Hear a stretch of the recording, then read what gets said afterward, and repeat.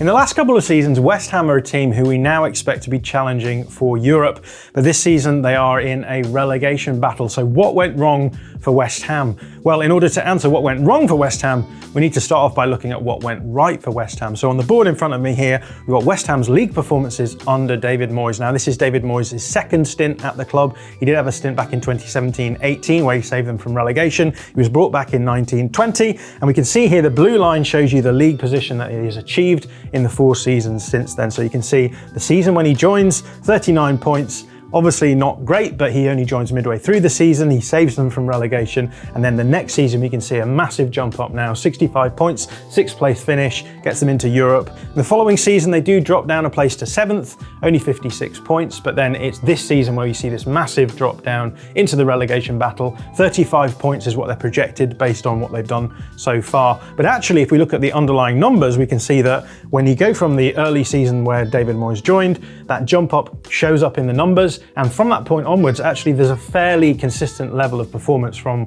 West Ham. So what David Moyes has done when he joins in 2019-20 is he takes them to being a very solid mid-table side. He has made them much better. And we can also show the David Moyes era in terms of a rolling expected goals for and against plot. You'll have seen these before. Looks complicated, but it's actually quite simple. What we see is a red line here, which is the amount of expected goals against that you're conceding. That's bad. And then the blue line is the amount of expected goals that you are producing yourself. And when you get the blue line higher than the red line, we get these blue areas, which show that something is going very well. And when the red line goes above the blue line, you get these red areas, which show that things aren't going so well. So we can see a big red patch here before Moyes joins, and then that turns around. We have much more blue patches appearing. And then more recently, you can see the red is starting to creep in again. Now, this is all very interesting, but I think you can actually add a little bit more color here to get an even more interesting picture of what was going on in the David Moyes era. So what I'm going to do is I'm going to add 2 lines to our plot here. The first one is a lockdown line. This is the point at which COVID-19 struck,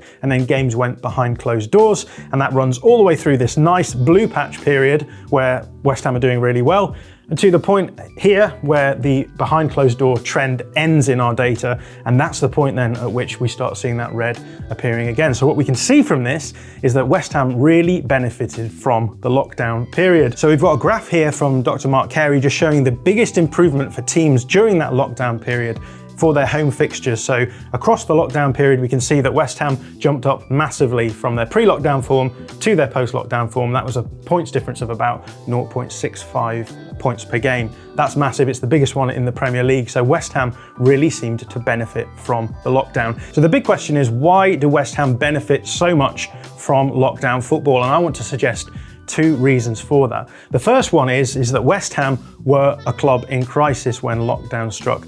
Who remembers this famous image? This is a West Ham fan who came onto the pitch in 2018. This was during David Moyes' first stint at the club. They just lost to Burnley 3-0, and there was a huge amount of uproar, unrest at the club, lots of protest, and this man came on, picked up the corner flag, stood in the middle of the pitch, and it became an icon for the unrest at West Ham. Now, this image is actually a callback to an earlier period of unrest in the history of the club, because in the 1990s, in the wake of the Taylor Report, West Ham had to raise a huge amount of money to make stadium alterations, and they did this by implementing a bond scheme to raise money, and this really angered the fans, and it caused similar scenes to this. So for fans to see this kind of imagery on the field would take them back 30 years to that time when there was another low point in the club's history. So this just gives you an example of just how low the club had fallen just before lockdown happened. So when lockdown strikes and all of the games go behind closed doors, a lot of the off-field unrest that had been rumbling away at West Ham simply goes away, and the club can focus on the on-pitch side of the game. And so when the lockdown ends a season later and the fans can come back to the games,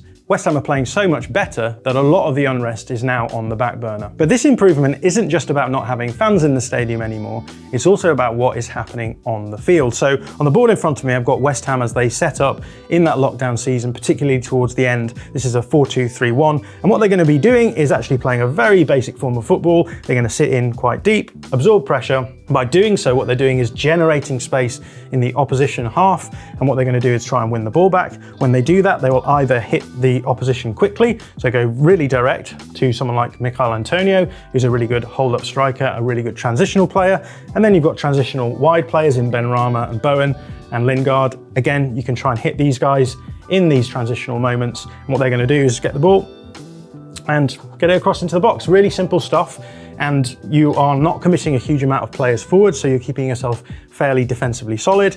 And if the ball does stick down here for a little while, then you can have a player like Tomáš Souček, who's a really good box crasher, just getting in to help out as well. And the idea is you play these really direct attacks, you try and generate goals, and if not, you can then drop back into this really solid system, win the ball back, and then start all over again. So a really simple way of playing football, which is based around generating space and then trying to really punish the opposition for leaving that space open. And I actually think it's the simplicity of West Ham's approach which gives them the upper hand during lockdown football, because in the Premier League, there's a lot of teams who have really complex pressing systems or really complex build-up systems, which during lockdown they simply can't practice to any great degree. But what we're getting from West Ham is a really simple play style where they sit back, they absorb pressure, and then they run these counter-attacking plays which they can do again and again. They have some actually very simple automatisms which are routes that they can just play again and again, and actually gives them a huge amount of upside. So I've got an example of one of those. This is from a game against Lyon in the Europa League last season, but it's a route that they ran a few times that season. They actually scored about 5 or 6 goals from it. So you can see that they're getting repetition from this simple attacking move. So let's just break it down. So we can see here that West Ham are sitting deep, protecting their box. They've won the ball back, the ball's come to Declan Rice, and what he's going to do is he's going to play it across straight away to the left-hand side of the field, where you're going to see Michail Antonio, the striker, is going to hold the ball up. But you can see that Antonio has moved off to the left-hand side of the pitch, and by moving in that way, you can see he's dragged both of the Lyon centre-backs with him, creating space in this area here. Now that ball forward from Declan Rice is a trigger for the 2 wide players for West Ham to push forward. So we've got Jarrod Bowen here pushing out wide into the space that's created by Antonio moving wide, and then we've got Pablo Fornals here who's going to push up and help support Michail Antonio.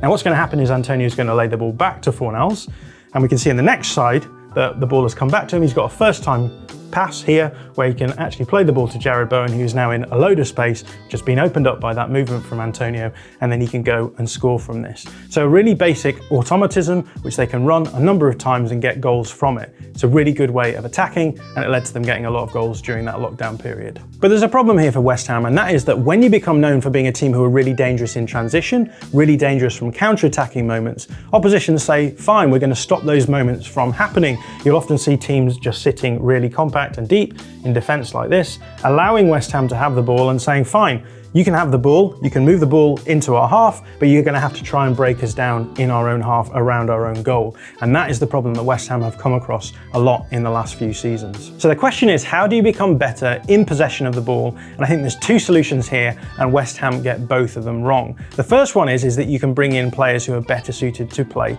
the kind of football that you're going to have to play. Now in the summer following the lockdown season, there's a couple of problems that West Ham have to solve in the transfer market. The first one is that Jesse Lingard goes back to Manchester United because he's only there on loan, so they have to bring in someone to replace him. The other problem they have to solve is in this area of the pitch, this triangle of players in Ogbonna, Souček and Soufal. In terms of the build-up on this side, this is a really important triangle, but the problem is that they're relying heavily on Ogbonna to do most of the competent build-up on that side. If he's not available, then Craig Dawson comes in, and suddenly you have a problem building up on the right-hand side of the pitch. What this then means is that most of your build-up is going down the other side, and that makes the opposition's life a lot easier because they can just compensate for that by overloading on the other side, and then suddenly you have problems in build-up. So these are the 2 problems that West Ham tried to solve, and they tried to solve that by bringing in 2 players. One of them is Nikola Vlasic, who they bring in to replace Lingard. He can play as a 10, he can also play out wide, and then Benrahma could come inside as well. And then the other player they bring in is Alex Kral, who seems like a really good fit to replace Souček, to give you a little bit more control in this right-hand side and improve the build-up over here. But the problem is neither of those 2 players actually work out for whatever reason. Fast forward to the next summer and we see West Ham bringing in Gianluca Scamacca from Sassuolo in Italy.